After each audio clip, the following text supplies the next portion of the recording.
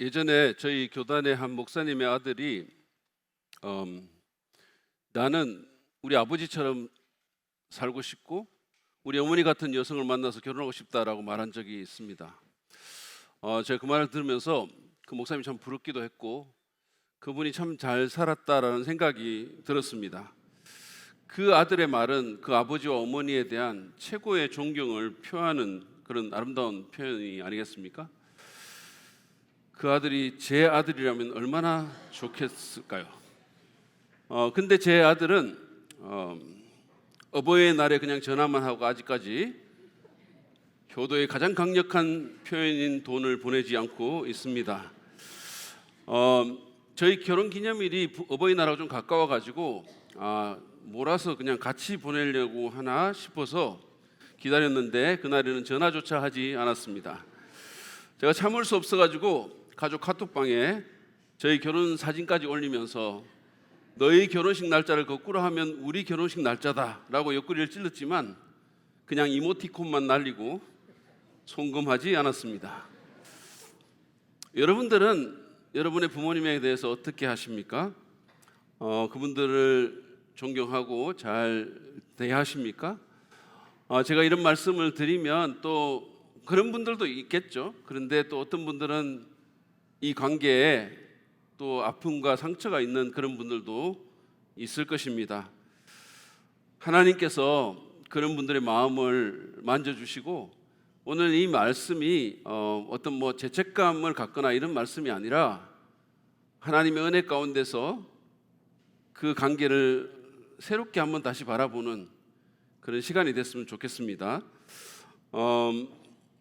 저는 참 감사하게도 좀 좋은 부모님을 하나님께서 허락해 주셨습니다. 그래서 많이 사랑해 주셨고 희생해 주셨고 또 저희에게 참 너무 큰 그런 본을 보여주셔가지고 저는 마음으로 깊이 저희 부모님을 존경합니다. 물론 지난해 안타깝게도 세상을 떠나셔서 살아계실 때 좀 더 잘 해드리지 못한 게 못내 안타깝고 아쉽습니다만은 그래도 계속해서 생각하면 존경하는 마음이 있습니다. 물론 연약한 부분이 왜 없었겠으며 어떻게 완벽할 수 있었겠습니까?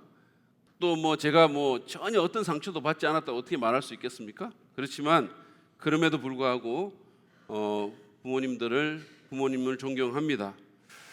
물론 부모님 외에도 저에게는 존경하는 분들이 여러 분 계십니다. 그런 분들로 인해서 하나님께 감사하지 않을 수가 없고 참 늘 생각하면 마음이 이렇게 따뜻해지곤 합니다. 여러분에게도 그런 분들이 있을 것입니다. 제가 생각할 때 이 부모님을 포함해서 살아있는 분들 가운데서 특별히 자신과 관계를 맺고 있는 사람 중에 존경하는 사람이 있고 그리고 그 사람을 존경하면서 사는 분들은 복 있는 자들입니다. 어떤 분들은 충분히 존경할 만한 사람이 주변에 있음에도 불구하고 부정적인 태도 때문에 또는 냉소적인 마음 때문에 또는 어떤 상처 때문에 존경하지 않는, 존경이 없는 그런 삶을 살기도 합니다. 오늘 우리가 살펴볼 제5계명은 이 존경할 대상과의 관계에 대해서 말씀하는 겁니다. 우리가 존경할 자를 존경하며 살기 위해서 어떻게 해야 될까요? 먼저 우리는 하나님과 올바른 관계를 맺을 필요가 있습니다. 하나님, 우리의 가장 중요한 존재인 그 하나님과 바른 관계를 맺어야 한다는 말씀입니다. 5계명의 내용은 기본적으로 부모와의 관계에 대한 말씀이죠. 1차적으로. 그리고 그 뒤로 이제 10번째 계명까지는 다 이웃과의 관계에 대해서 말하고 있습니다. 우리가 지난 4주간에 걸쳐서 살펴봤다시피 첫 번째부터 네 번째까지는 그 10계명의 어떤 전반부인데 하나님과의 관계에 대해서 말하고 있고 그 말씀이 이제 이웃과의 관계로 이어지고 있는 것입니다.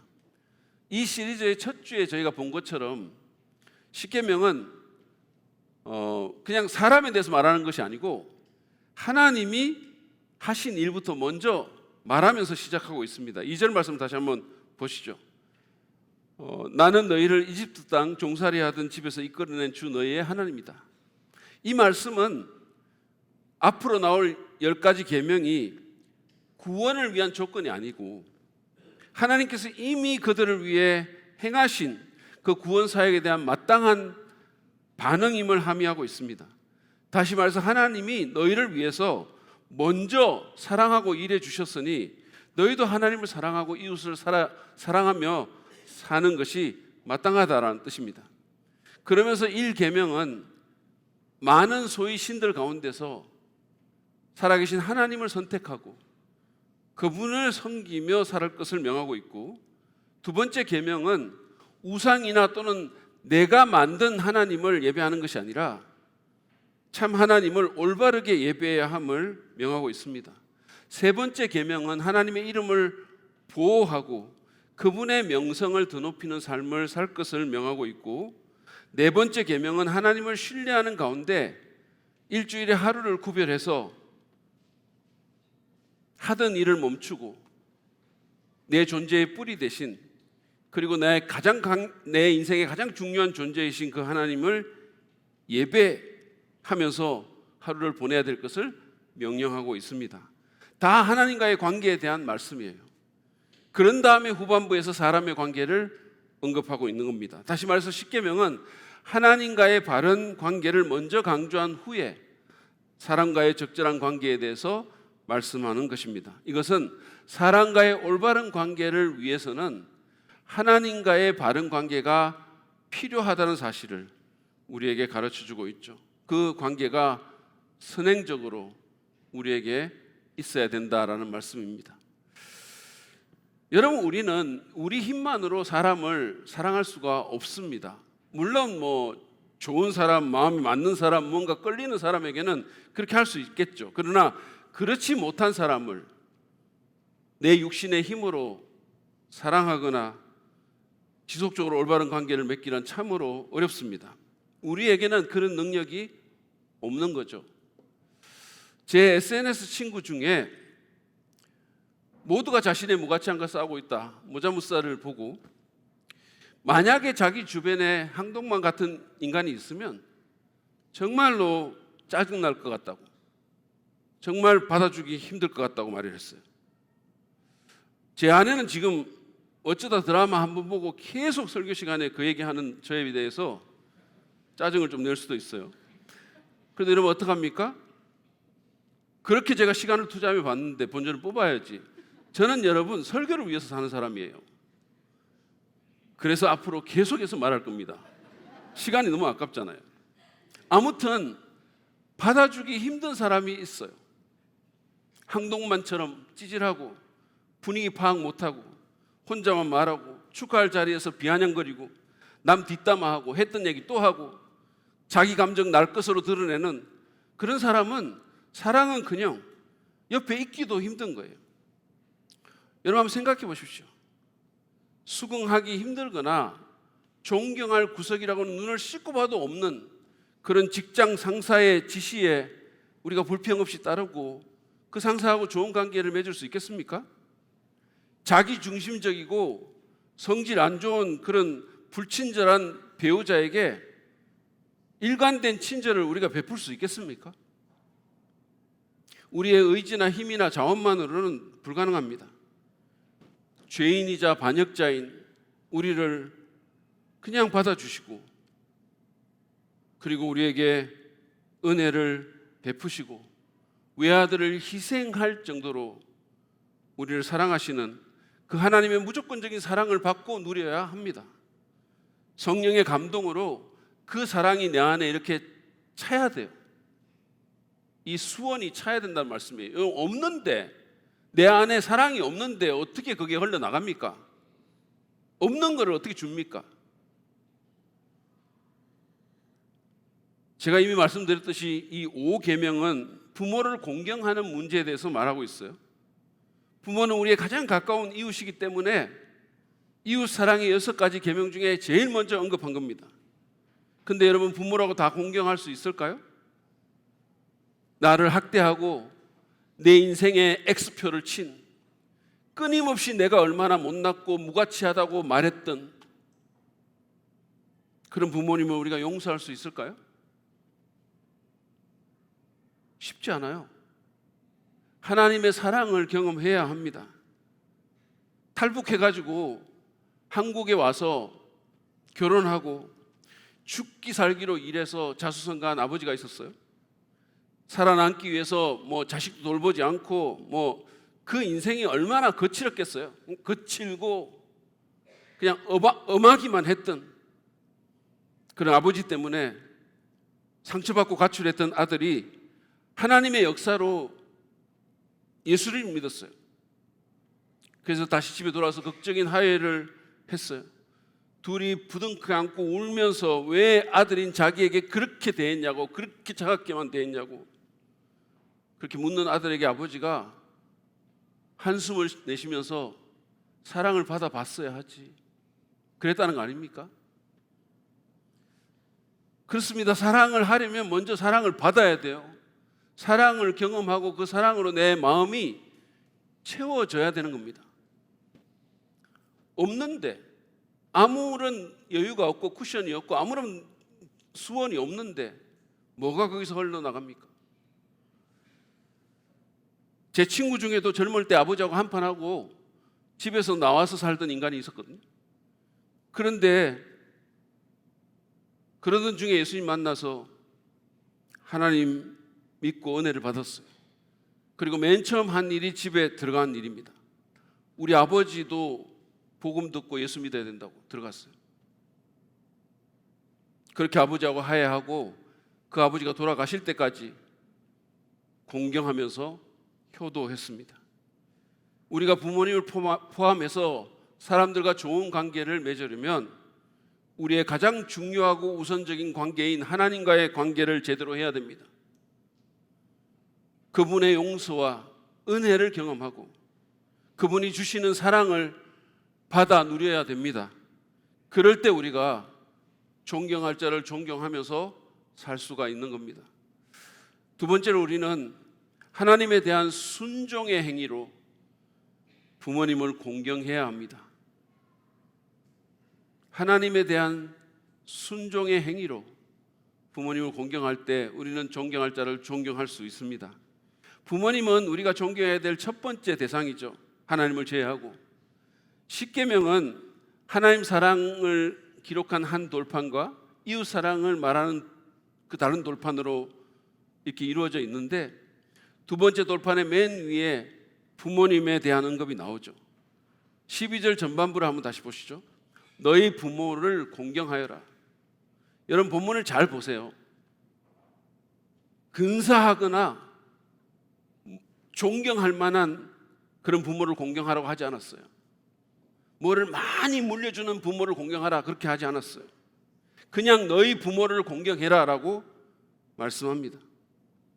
하나님은 부모가 그냥 부모이기 때문에 자식들의 공경을 받아야 된다고 말씀하는 겁니다. 좋은 부모, 나쁜 부모의 문제가 아니에요. 따라서 우리는 부모님을 봐서라기보다는 하나님을 생각하며 우리에게 그렇게 하라고 하신 하나님의 말씀에 대한 순종의 행위로 부모님을 존경하고 공경해야 합니다. 나를 구원해 주신 하나님, 모든 것을 아시고 모든 것을 이끄시는 하나님, 내게 불필요하거나 해로운 것은 시키지 않는 그 하나님이 그렇게 하라고 명령하시니까 그 명령에 순종해서 부모님을 공경하는 거예요. 여러분, 크리스찬이 부모를 공경하는 것은 그냥 단순한 일륜지사가 이기 때문에 아니라는 거예요. 그 이상의 차원이 있다는 겁니다. 신적인 차원이 거기에 있다는 거예요. 그것은 그냥 감정의 문제가 아니라 순종의 문제입니다. 그러면 이 공경이라는 말에는 어떤 뜻이 있을까요? 권위 있는 구약학자인 월터 카이즈 박사는 공경에 세 가지 의미가 포함되어 있다고 말씀합니다. 먼저는 소중히 여기는 거예요. 한 분밖에 없는 내 부모님이니까 소중히 여기는 겁니다. 두 번째는 사랑을 표현하며 돌보는 겁니다. 여기에는 물질적인 필요를 돌보는 것도 포함이 됩니다. 어버이날 전화만 하는 것이 아니라 돈을 보내라는 말이에요. 부모님 결혼 기념일에 이모티콘만 날리는 게 아니라 돈을 날리라는 말이에요. LA에 있는 인간 듣고 있는지 모르겠습니다. 세 번째는 존경하고 존중하는 거예요. 귀하게 여긴다는 말씀입니다. 여러분, 우리는 우리의 부모님을 귀히 여기고 따뜻하게 대하고 물심양면으로 돌봐드리고 존중해야 됩니다. 특별히 경제적인 이제 활동을 그친, 그래서 수입이 이제는 없는 그런 부모님들에게는 물질적으로도 우리가 돌봄을 실천해야 된다는 말씀이에요. 왜냐하면 그분들이 우리를 키우면서 얼마나 많은 투자를 했습니까? 얼마나 많은 돈을 들였을까요?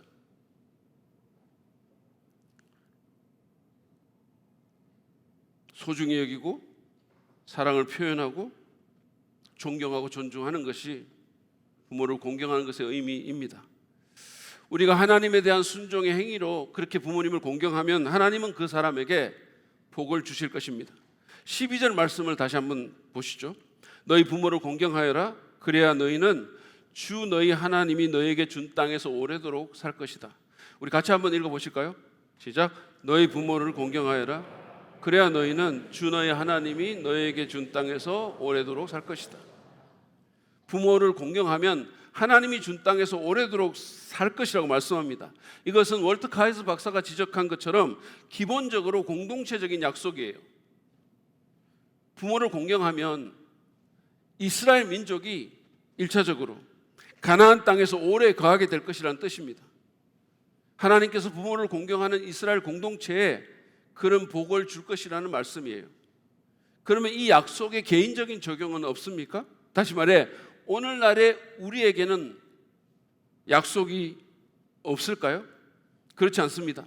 카이스는 이 약속의 적용으로 하나님께서 부모를 공경하는 개개인에게 새로운 퀄리티의 삶을 주실 것이라고, 새로운 질이 있는 삶을 주실 것이라고 말을 합니다.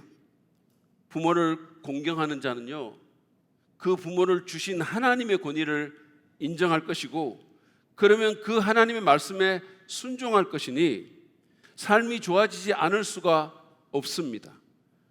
그래서 사도 바울은 에베소서 6장 3절에서 신약 시대에 우리에게 이 계명을 인용하면서 네가 잘 되고라는 그 축복의 말을 덧붙인 거예요. 네가 잘 되고, 부모를 공경하면 네가 잘 되고, 구약 성경에는 없는 그 말을 여기에 덧붙인 겁니다. 부모를 공경하는 자는 잘 되는 삶을 사는 복을 누리게 됩니다. 이게 꼭 물질적으로 생각하지 마시기 바랍니다. 하나님 보실 때 잘 되는 좋은 삶을 사는 복을 누린다는 말씀이에요. 하나님께서는 이 계명을 순종하는 자에게 위로부터의 복과 유익을 주실 겁니다. 그게 어떤 형태인지 우리는 모르겠지만, 반면에 불순종은 화의 악순환을 불러 일으킬 수 있습니다. 켄트 휴즈 목사님은 영적으로 부모에 대한 불순종은 하늘 아버지이신 우리 하나님에게 순종하고자 하는 욕구를 무의식적으로 파괴할 수 있고, 이러한 영적인 반역은 한 사람의 사회적 습관들과 친구 관계에 파괴적인 효과를 가질 수 있다라고 경고합니다. 물론 우리 중에는 제가 아까도 말씀드린 것처럼 부모님에게 학대받거나 방임당한 사람들, 또는 폭력적인 부모 밑에서 자란 사람이 있을 수 있습니다. 그런 분에게 이 계명은 정말로 힘들 수 있어요. 제가 이해합니다. 여러분이 기억하셔야 될 것은 이 공경이라는 것이 건강하지 못한 행동을 계속 허용하거나 용서라는 것이 학대를 계속 받아야 된다는 뜻은 아닙니다. 만약에 학대나 폭력이나 중독이나 지속적인 조정과 같은 그런 부정적인 일이 현재 진행형이라면 경계하면서 거리를 두어야 될 필요가 있어요. 부모님을 위해서도 그렇고 우리를 위해서도 그런 거예요. 성경이 말하는 공경은 죄를 묵인하거나 자신을 파괴하도록 허용하는 것이 아니기 때문입니다. 그러나 그럼에도 불구하고 어쨌든 나를 낳아주시고 키워주셔서 내가 지금 여기에 있도록 해주신 원천이기 때문에 기본적으로 공경의 태도를 갖는 것이 마땅하다는 뜻이에요. 그러면 구체적으로 부모를 공경하는 자는 어떤 복을 누릴까요? 먼저는 그분들의 지혜로운 조언이나 권면에 따라 올바른 길을 선택할 가능성이 큽니다. 왜냐하면 부모님은 우리가 산 길을 먼저 살아본 분들이에요. 똑같지는 않지만 경험들을 하는 겁니다. 사람이 나이를 먹으면 그냥 먹는 거 아니거든요. 그냥 먹는 것 같은 사람도 있는 것 같긴 한데 경험들을 하죠. 그 경험으로 인한 어떤 지혜들이 축적이 되죠. 저만 하더라도 삶을 돌아보면 그때 부모님 말씀을 들었으면 너무 좋았을 텐데 왜 내가 내 고집만 부리고 내가 제일 잘하는 것처럼 그렇게 설쳤을까 후회될 때가 너무 많아요. 만약에 내가 부모님의 그 말씀을 들었다면, 그 조언을 들었다면 훨씬 덜 아팠을 것이고 삶이 덜 복잡했을 것이고 주변에 있는 사람들에게 더 기쁨이 되었을 것이고 지금 더 나은 사람이 되었을 텐데 그런 생각을 할 때가 많아요. 저희 집에도 작년까지 결혼하라는 부모 말을 안 듣고 지 엄마가 어렵게 어레인지 해준 그 소개팅 자리 나가면서 왜 내 인생인데 나 살고 싶은 대로 좀 안 내버려 두냐고 오만상 인상을 쓰면서 나가기 싫다고 난리를 친 한 인간이 있었어요. 그날 그렇게 나가가지고 밤 12시가 넘어서 들어왔어요. 그리고는 미친 듯이 미국과 한국을 들락날락 하다가 8개월 만에 결혼했습니다. 지금 아마 속으로 그때 부모님 말씀 안 들었으면 어떻게 됐을까 그렇게 생각하면서 가슴을 쓸어내리고 있을 거예요. 여러분, 부모님 말씀을 무시하지 마십시오. 그들에게는 삶의 경험으로 축적된 지혜들이 있습니다. 그리고 정상적인 부모라면 자기 자식이 다 잘 되기를 바라지 안 되기를 바라는 부모는 없어요. 정상적이라면. 물론 그럼에도 불구하고 잘못된 조언을 할 수는 있겠죠. 그러나 동기만큼은 내 자식이 잘 됐으면 좋겠다. 내가 살아온 경험을 보니까 이렇게 하면 네가 훨씬 더 덜 아프고 살 수 있겠다. 더 나은 인생이 될 수 있겠다.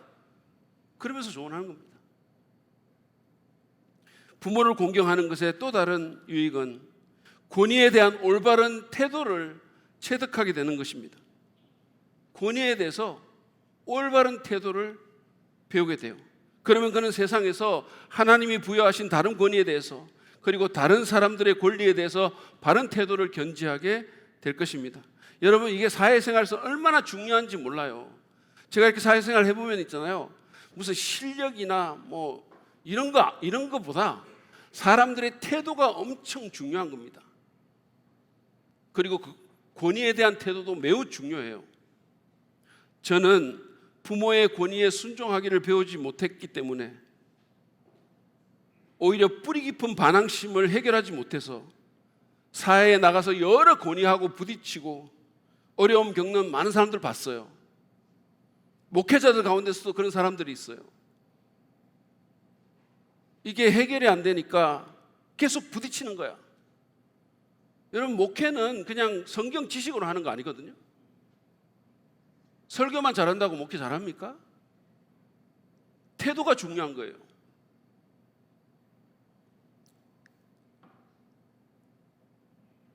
자녀는 부모에게서 권위에 대한 바른 태도를 제일 먼저 배워야 되고 부모 공경을 통해서 그 태도를 익히는 것이 큰 축복이에요.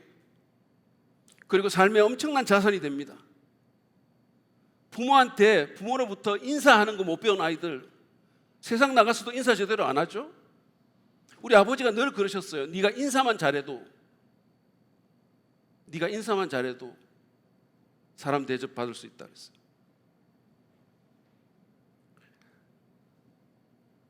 요즘 부모들이 자기 자녀를 너무 이쁘게만 여기는 거예요. 이쁘죠. 그러다 보니까 부모를 존중하고 그 권위에 순종할 것을 가르치지 않는 경우가 있어요. 참으로 염려스러운 일입니다. 어린 자녀를 둔 부모님들은 아이들이 부모를 존중하고 그 권위에 순종하도록 가르치셔야 돼요. 그 여러분들이 하셔야 되는 일이에요. 그 아이를 위해서. 이게 남자 아이들 같은 경우에 특히 그런데 좀 크잖아요. 그러면 집안의 약한 고리를 보고 엄마한테 함부로 하는 애들 있거든요. 그러면 아빠가 그걸 보면 그냥 놔두면 안 돼요. 그거 반드시 바로잡아야 돼요. 배워야 됩니다. 가르쳐야 돼요. 그리고 부모를 공경하는 자에게 하나님이 주시는 또 다른 축복은 효도하는 자녀를 갖는 거예요. 여러분, 내가 내 부모님을 공경하면 내 자녀도 그거 보고 자연스럽게 부모 공경을 배울 가능성이 큽니다.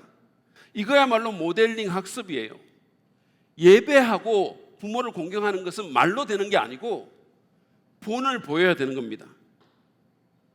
이처럼 부모 공경에는 분명한 유익이 있고 주님이 주시는 복이 있어요. 이런 축복을 기대하면서 우리는 나의 부모님을 존경하고 공경해야 됩니다. 여기에는 그들을 소중히 여기고 감사를 표현하고 필요를 돌보고 존중하는 것이 포함되죠. 얼마 전에 저희 초창기 때 함께 했던 우리 권사님이 17년 만에 교회를 방문하셔가지고 교제했던 적이 있어요. 근데 그때 그분이 직접 쓰신 서예의 선물을 저한테 주셨는데 사진을 보여주세요. 여기에 뭐라고 써있냐면 백선효위선이라고 써있어요. 이 말이 무슨 뜻이냐면 100가지 선 중에 효가 어뜸이다라는 뜻이에요. 제가 이거를 받고 너무 마음이 아팠어요. 부모님 살아계셨을 때 이걸 받았으면, 이 글귀를 마음을 갖고 한번 다시 돌아봤으면 얼마나 좋았을까 그런 생각했어요. 여러분, 부모님이 아직 살아계신다면 감사하게 생각하고 기회를 사서 공경하십시오. 시간이 그렇게 많지 않아요. 비록 이상적인 부모가 아니더라도, 내게 상처 준 일이 있다 하더라도 하나님이 나 같은 자를 용서해 주신 그 은혜를 기억하면서 그분에 대한 말씀의 순종으로 그들을 용서하고 받아들이고 공경해야 됩니다. 특별히 아직 예수 믿지 않는 부모가 있으면 여러분 어떻게든 기도하면서 그분들을 주님께 인도하십시오. 그럴 때 하나님은 약속하신 것처럼 우리에게 복을 주실 겁니다. 마지막으로 우리는 하나님께서 위임한 다른 권위자들도 존경해야 합니다. 부모님뿐만 아니라 하나님이 위임하신 다른 권위자들도 존경하는 법을 배워야 돼요. 제5계명은 부모님과의 관계에 대해서 말하고 있지만 그 원리는 다른 권위자들에게도 적용이 됩니다. 하이델베르그 교리문답은 성경적인 증거를 통해서 이 명령에 어떤 의미가 있는지를 이렇게 설명합니다. 보세요. 다섯째 계명은 나의 부모님과 나에게 권위를 가지도록 하나님이 정하신 모든 사람에게 존경과 사랑과 성심을 다하는 것이며 공손한 순종으로 그들의 모든 소중한 가르침과 훈계에 복종하는 것이며 그들의 손을 통해 우리를 다스리는 것이 하나님의 뜻이므로 그들의 실패조차도 인내로 참는 것을 의미한다. 다시 말해서 부모님뿐만 아니라 하나님이 내게 두신 다른 권위자도 존중해야 된다는 말씀이에요. 이 계명이 함의하고 있는 것이 바로 그거라는 말씀이에요. 오늘날 우리 사회를 보면 이런 5계명의 원리가 총체적으로 무시되거나 범해짐을 알 수가 있어요. 많은 자녀들은 자기 부모를 존경하거나 존중하지 않습니다. 제가 20년 전쯤에 중국 갔을 때 저를 초청하신 선교사님이 중국의 자녀들을 가정에서 소황제라고 부른다고 저한테 말을 해줬어요.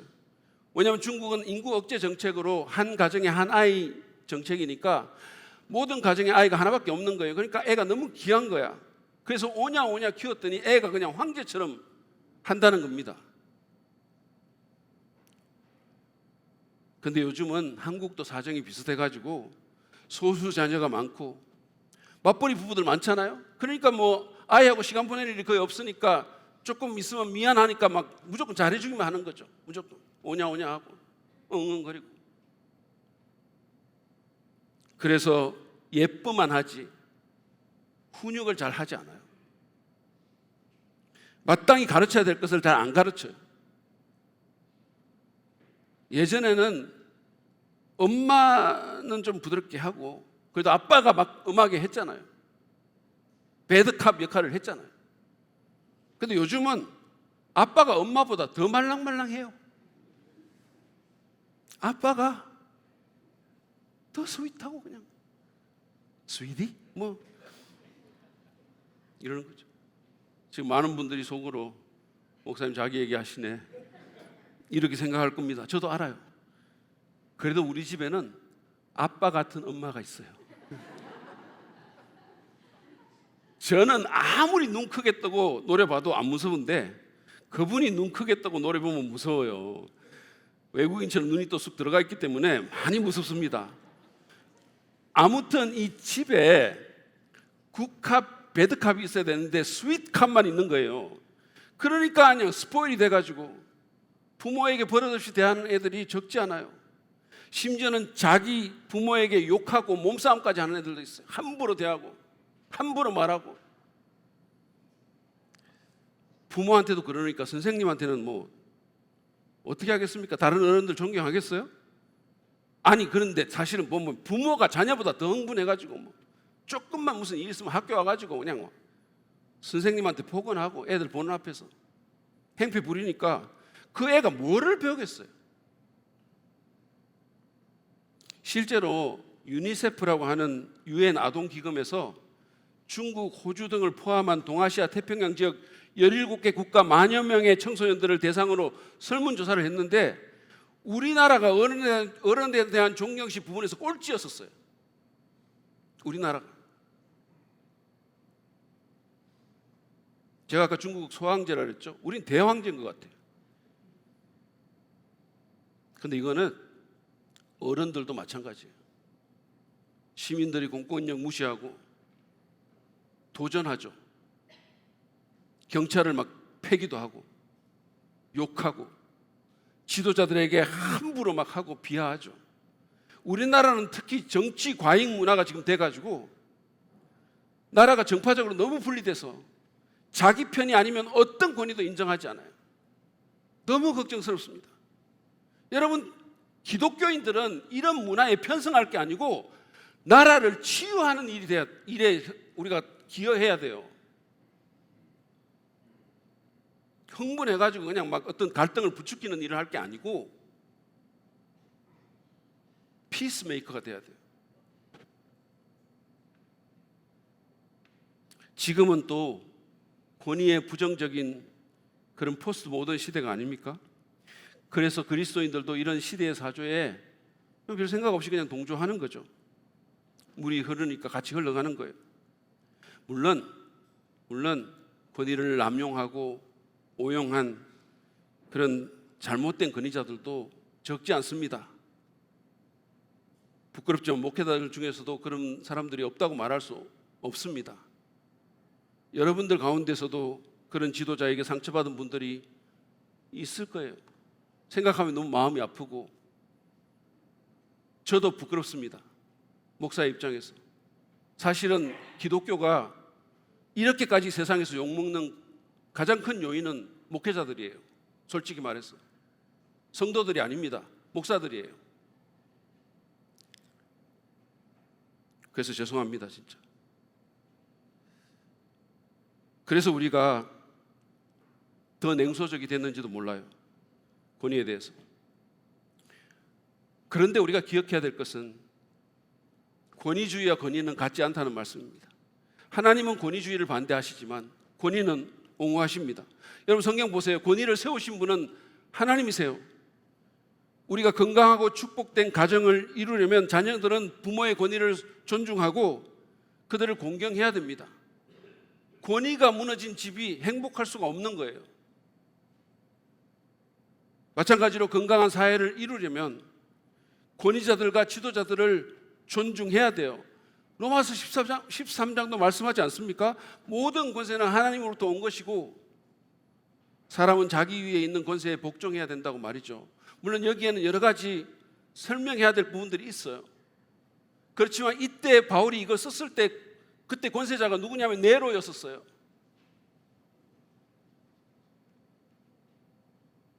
제가 미국에 살면서 인상적이었던 것은 겉으로 보는 건 달리 미국 사람들이 세워진 권위를 상당히 존중한다는 거예요. 제가 굉장히 놀랐어요. 왜냐하면 사진 같은 데나 영화 같은 데 보면 뭐 대통령 앞에서도 그냥 다리 꼬고 앉아가지고 막 편하게 농담하고 뭐 툭 치기도 하고 그래서 전혀 안 그럴 줄 알았는데 이 태도가 안 그랬어요. 제가 경험하기로는. 다리를 꼬고 앉는 거나 무슨 손을 흔들고 인사하거나 편하게 그냥 농담하는 것은 그 사람들의 문화죠. 그냥 문화죠. 우리나라도 요즘 좀 많이 그렇게 돼가고 있잖아요. 제가 지난주에 이렇게 교회 문 앞에 나가가지고 석지율이 봤는데 가고 있길래 그랬더니 자기도 이러더라고. 너무 당연한 거죠. 너무 자연스럽죠. 너무 이쁘죠. 그 문화니까 애들하고 어른하고 요즘 그런 문화가 있잖아요. 근데 윤 목사님이 저한테 이러면 그건 좀 이상해지는 거죠. 이제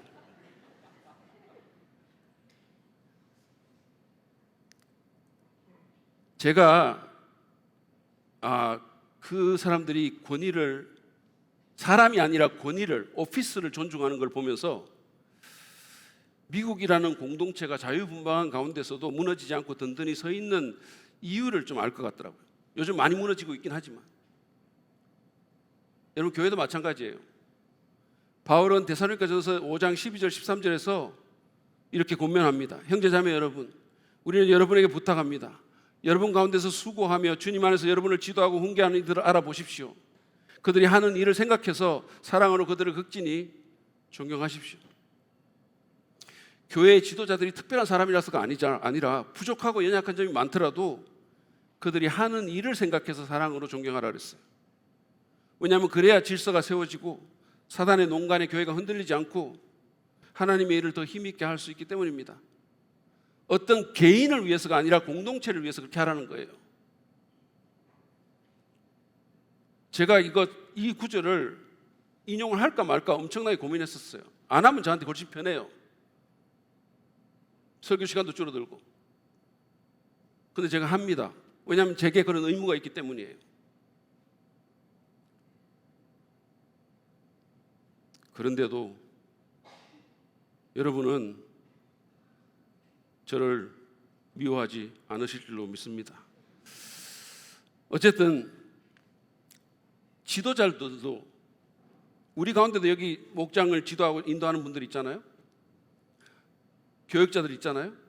여러분 지도자들도 하나님과 그 말씀의 권위 아래 있음을 잊어서는 안 돼요.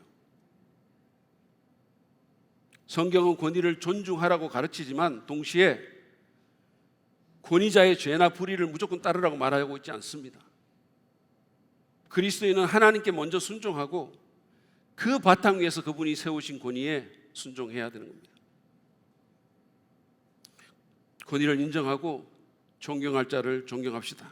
그것은 하나님의 명령이고 공동체를 세우는 비결이기도 하지만 내 인격의 성장에도 도움을 주는 거예요. 저는 정말 힘든 상사 밑에서 이렇게 시간을 보내면서 정말 하나님의 사람답게 사는 방법을 배운 어떤 한 성도로부터 그 기간 동안에 자기 인격과 신앙이 많이 성장했다는 간증을 들은 적이 있어요.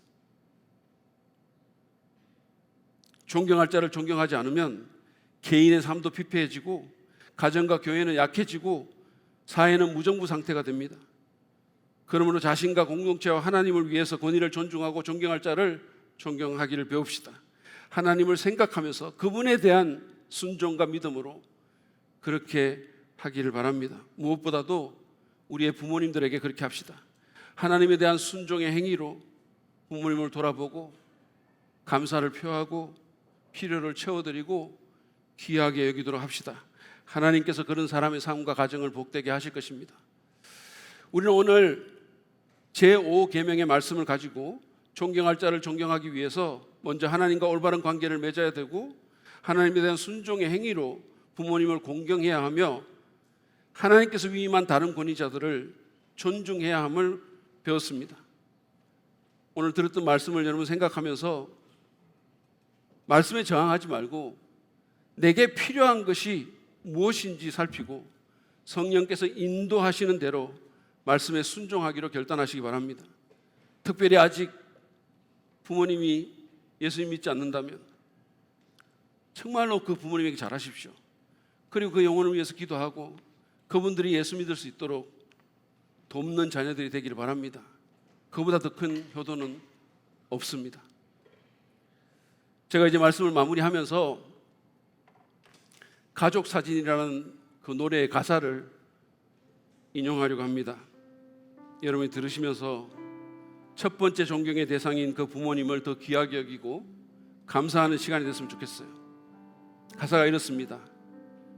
바쁘게 살아온 당신의 젊음에 의미를 더해줄 아이가 생기고 그날에 찍었던 가족 사진 속에 설레는 웃음은 빛발에 가지만 어른이 되어서 현실에 던져진 나는 철이 없는 아들이 되어서 이곳저곳에서 깨지고 또 일어서다 외로운 어느 날 꺼내본 사진 속 아빠를 닮아 있네. 내 젊은 어느새 기울여 갈 때쯤 그제야 보이는 당신의 날들이 가족 사진 속에 미소 띈 젊은 우리 엄마. 꽃 피던 시절은 나에게 다시 돌아와서 나를 꽃 피우기 위해 걸음이 되어버렸던 그 흘린 그 시간들을 내가 깨끗이 모아서 당신의 웃음꽃 피우길.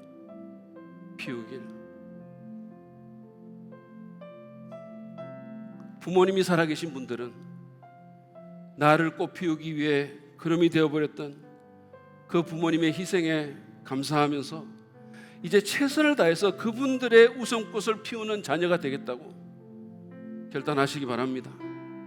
부모님이 떠나신 분들은 부모님이 못다한 그 믿음의 삶을 내가 열심히 살고 부모님께 부끄럽지 않는 그런 삶을 살다가 부모님께 기쁨이 되는 그런 사람으로 떠나겠다고 결단하십시오. 더 나아가서 하나님이 위임하신 다른 권위들도 존중하고 살아감으로써 가정과 교회와 공동체를 세우고 하나님께 영광을 돌리는 축복을 누리시기를 간절히 바랍니다. 우리 이 시간에 찬양하면서 주님 앞에 나아갑시다. 우리 찬양팀 나오시고 여러분 저희가 이제 은혜라는 찬송을 부를 텐데요. 부모님을 통해서 우리가 이 땅에 태어나고 하나님의 자녀가 되고 지금 이 영적 가족 공동체에 속한 것은 다 하나님의 은혜입니다. 어떤 삶의 질곡이 있다 하더라도 지금 여러분이 여기에 앉아 있는 것, 지금 여기서 우리가 하나님을 내 아버지라고 부를 수 있는 것, 내게 또 다른 영적 가족이 생긴 것, 다 하나님 은혜예요. 그래서 우리가 이 시간 그 은혜를 감사하면서 우리도 은혜로 부모님과 다른 사람들을 대해야겠다고 결단하면서 찬양하시기 바랍니다.